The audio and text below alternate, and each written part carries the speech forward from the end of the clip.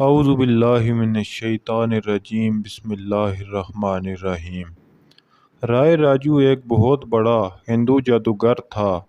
لوگ اسے اپنے جانوروں کا دودھ دیا کرتے تھے، اور اگر کوئی اسے دودھ کا نذرانہ نہ دیتا تو وہ اس کے جانوروں پر ایسا جادو کرتا کہ جانوروں کے تھنوں سے دودھ کے بجائے خون نکلنے لگتا۔ ایک دن ایک بوڑھی عورت رائے راجو کے پاس دودھ لے جا رہی تھی کہ حضرت سیدنا داتا علی کھجویری رحمۃ اللہ علیہ نے اسے بلا کر فرمایا کہ یہ دودھ مجھے دے دو اور جو اس کی قیمت بنتی ہے وہ لے لو۔ اس بوڑھی عورت نے کہا کہ ہمیں ہر صورت یہ دودھ رائے راجو کو دینا ہی پڑتا ہے، ورنہ ہمارے جانوروں کے تھنوں سے دودھ کے بجائے خون آنے لگتا ہے۔ اس پر حضرت داتا علی کھجویری رحمۃ اللہ تعالی علیہ نے مسکرا کر فرمایا، اگر تم یہ دودھ مجھے دے دو تو تمہارے جانوروں کا دودھ پہلے سے کہیں زیادہ بڑھ جائے گا۔ یہ سنتے ہی اس عورت نے آپ کو دودھ پیش کر دیا۔ جب وہ اپنے گھر گئی تو یہ دیکھ کر اس کی حیرت کی انتہا نہ رہی کہ اس کے جانوروں میں اس قدر دودھ تھا کہ تمام برتن بھر جانے کے بعد بھی تھنوں سے دودھ ختم نہیں ہو رہا تھا۔ جب آپ رحمۃ اللہ علیہ کی یہ زندہ کرامت لوگوں میں عام ہوئی تو گرد و نواح سے لوگ دودھ کا نذرانہ لے کر آپ رحمۃ اللہ تعالی علیہ کی خدمت میں حاضر ہونے لگے۔ ایک طرف تو لوگوں کی عقیدت کا یہ حال تھا اور دوسری طرف رائے راجو یہ ماجرا دیکھ کر آگ بگولا ہو رہا تھا۔ آخر کار آپ رحمۃ اللہ تعالی علیہ کی بارگاہ میں حاضر ہوا اور انہیں مقابلے کے لیے للکارا اور کہا کہ اگر آپ کے پاس کوئی کمال ہے تو دکھائیں۔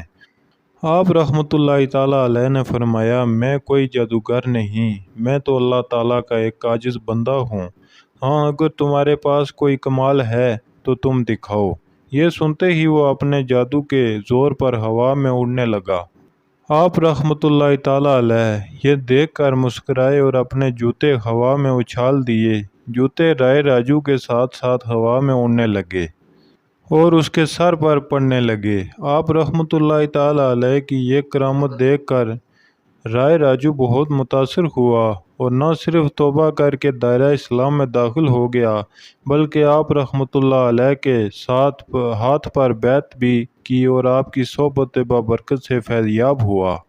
حضرت داتا علی کھجویری رحمۃ اللہ تعالی علیہ نے اس کا نام احمد رکھا اور شیخ ہندی کا خطاب عطا فرمایا۔ شیخ ہندی کی اولاد اس وقت سے آج تک خانقاہ کی خدمت کے فرائض سر انجام دیتی آ رہی ہے۔ ناظرین کرام، دیکھیے اولیاء اللہ کی کرامات سے کتنے ہندو مسلمان ہوئے، دائرہ اسلام میں داخل ہوئے، اور آج لوگ اللہ تعالیٰ کے اولیاء کرام کے خلاف باتیں کرتے ہیں۔ خالق کائنات نے ارشاد فرمایا، حدیث قدسی میں ہے کہ جو شخص میرے کسی ولی کے خلاف بغاوت کرتا ہے میں اس کے ساتھ اعلان جنگ کرتا ہوں۔ ویسے ہی کوئی ولی نہیں بن جاتا۔ اللہ تعالیٰ کے یہ خاص بندے نوافل ادا کر کے، نفلی عبادات ادا کر کے اپنے رب کو راضی کرتے ہیں، پھر جا کے ان کو یہ مقام و مرتبہ عطا ہوتا ہے۔ اور خالق کائنات ارشاد فرماتا ہے، جب میں کسی بندے سے محبت کرنے لگتا ہوں تو میں اس کے ہاتھ بن جاتا ہوں جن سے وہ پکڑتا ہے، اور میں اس کی آنکھیں بن جاتا ہوں جن سے وہ دیکھتا ہے، اور میں اس کے کان بن جاتا ہوں جن سے وہ سنتا ہے۔